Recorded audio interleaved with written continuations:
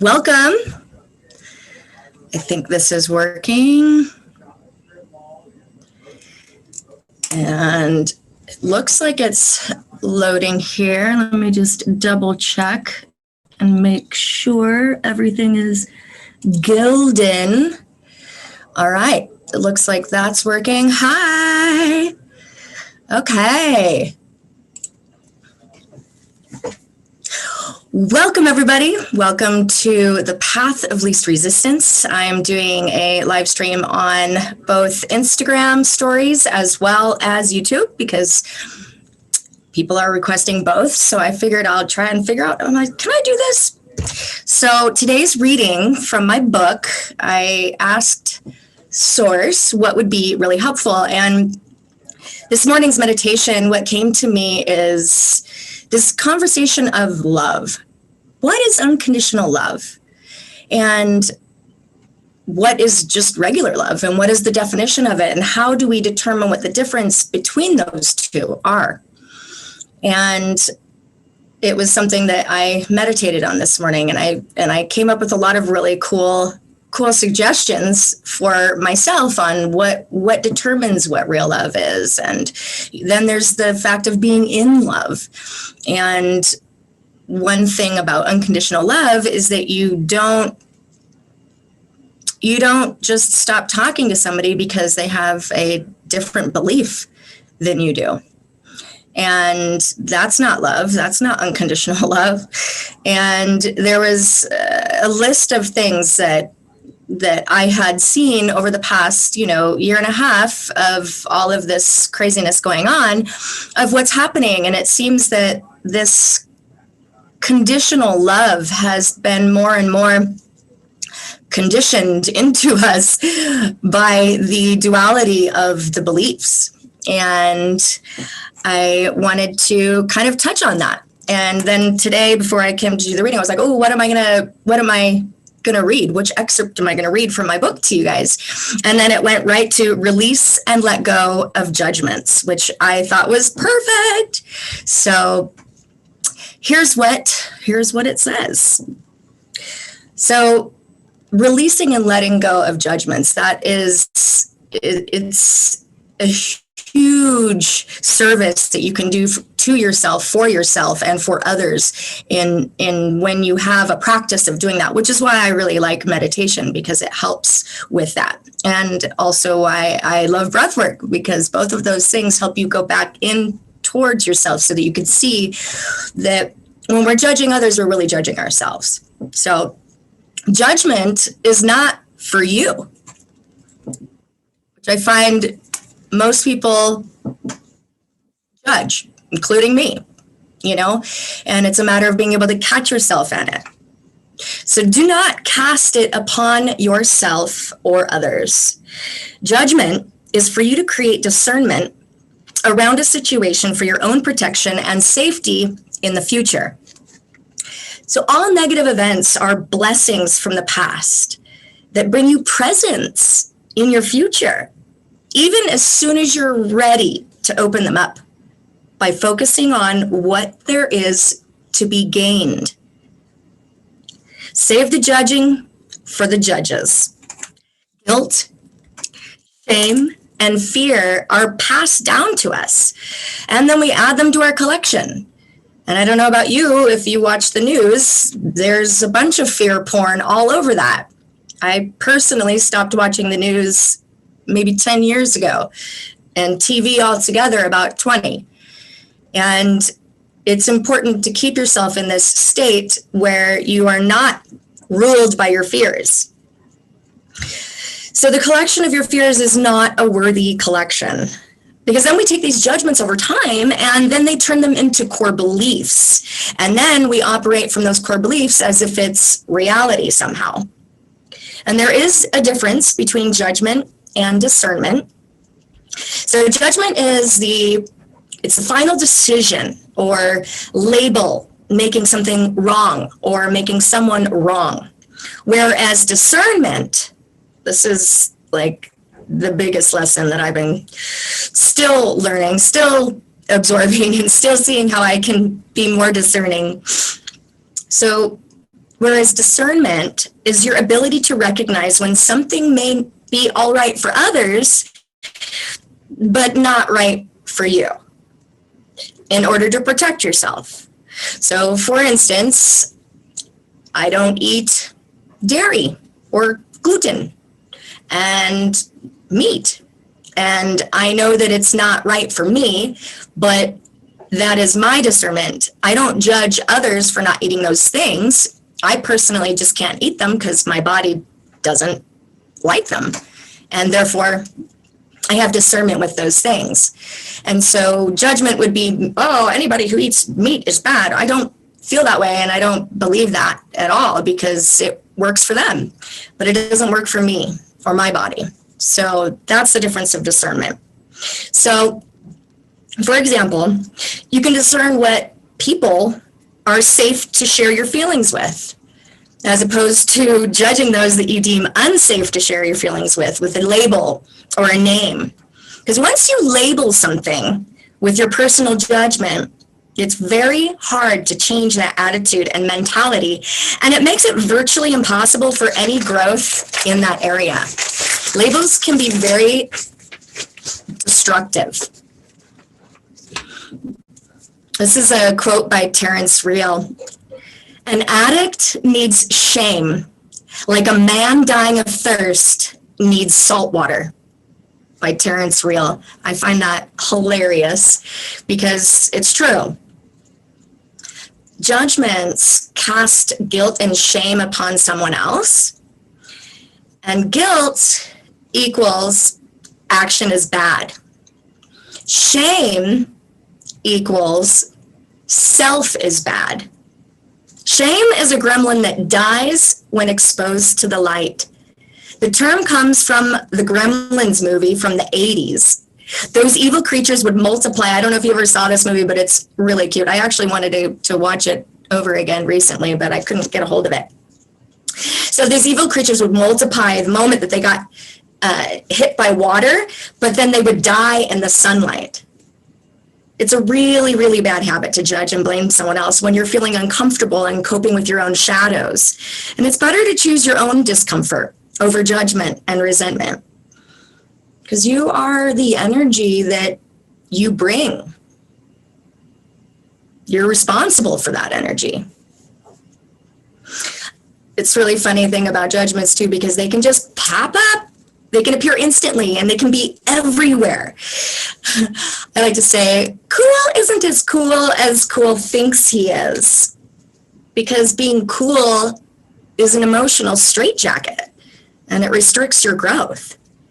Cool is dangerous. Cool is a cover-up for the shame of being goofy or dorky. And once I begin to understand how often that we judge people and things, and you can actually disassociate yourself from them and then begin breaking them down.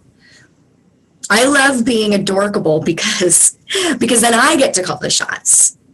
Be proud of all your idiosyncrasies, because that's what makes you who you are.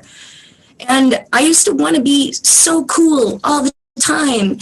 And the truth is I'm not. And then I made a career out of being a professional clown for 25 years, performing around the world.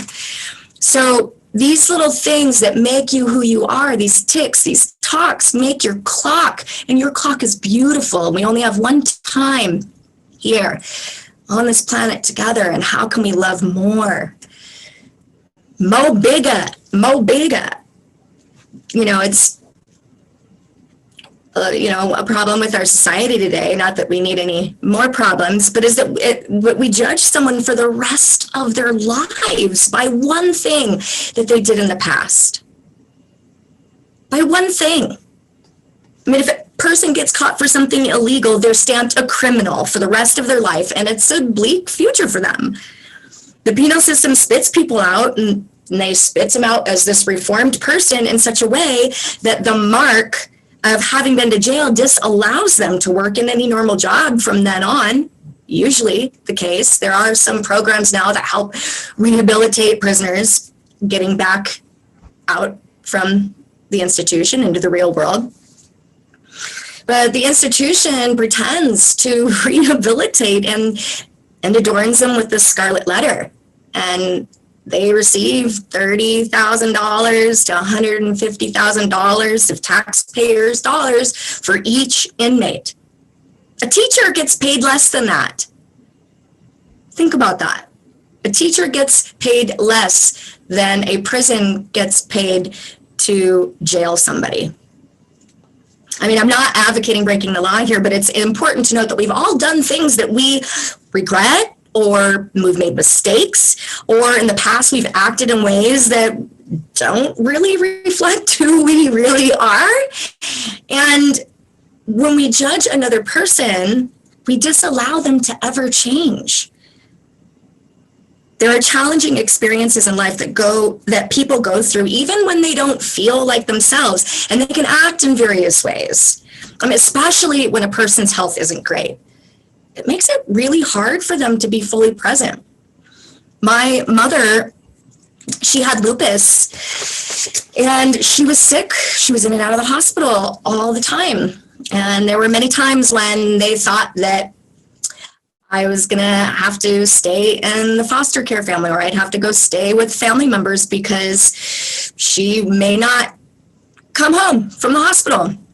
And so my mother definitely had very little patience with me because her health was bad. And unfortunately, this world right now is so toxic and so polluted that what you eat, what you're putting into your body, whether you're ingesting it with your eyes, your mind, body, and spirit. We are these Trinity beings, mind, body, and spirit. So what are you feeding your mind? What are you feeding your body? What are you feeding your spirit? And if you're not positively feeding all three of those every single day, then you are unhealthy. And it is everywhere. I mean, the air, the water, everything has something in it, and that's not good for us. And then we have our choices that we make on top of that. Oh, I'll just have that little ice cream every single day. I'll just eat that cookie. It's just a cookie. It's just this. And it is. And it's also everything. These little things are the everythings that make you who you are. And being aware of these choices moment by moment and consciously choosing to feed your mind, body, and spirit with that positive thing will enhance every area of your life. And you don't even know until you try it. I dare you to try for 10 days one activity, one action that supports your mind in a positive way, one activity that supports your body in a positive way, and one activity that supports your spirit in a positive way every day for 10 days. It's a 10-day challenge. And I'd love to hold you accountable. So if you are one of those people, let me know, and let's get on the train. Let's get on the train together, because together we rise, together we lift each other up. And besides, everything is better together. So if you guys are interested, I'm down. I am currently doing a 10-day challenge for myself, because it takes 10 days for your body to just kind of like, whoa, what are we doing? Ugh. And I haven't worked out in, I don't know, but it's been over 10 years that I haven't worked out. And so I decided to do a 10-day challenge to work out every single day. And I didn't want to yesterday. I still did it. Didn't want to this morning. I still did it. And it's those little things that you do every single day to commit to yourself. Grow your spirit. Grow your possibilities of what's available to you.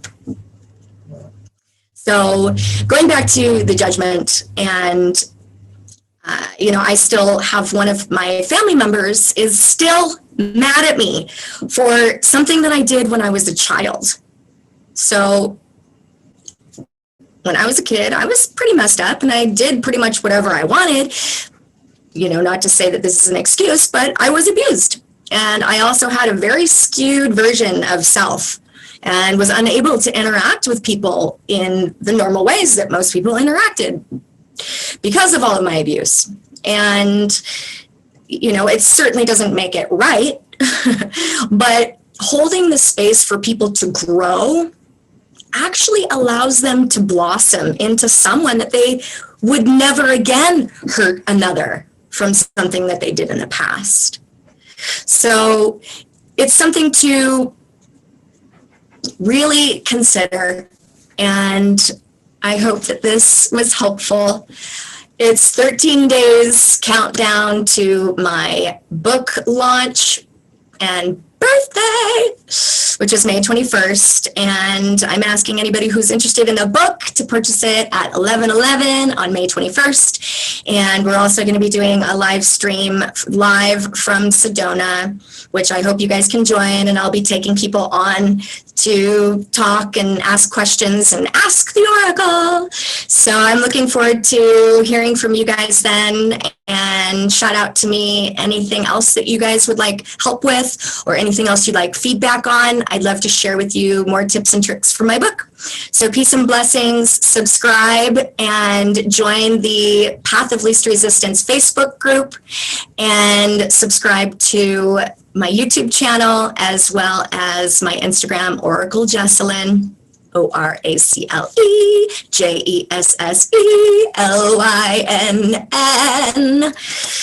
I am grateful for you. Stay strong, hang in there, and together we rise. Let's do this. Let's do it together. Mwah. Mwah. Mwah.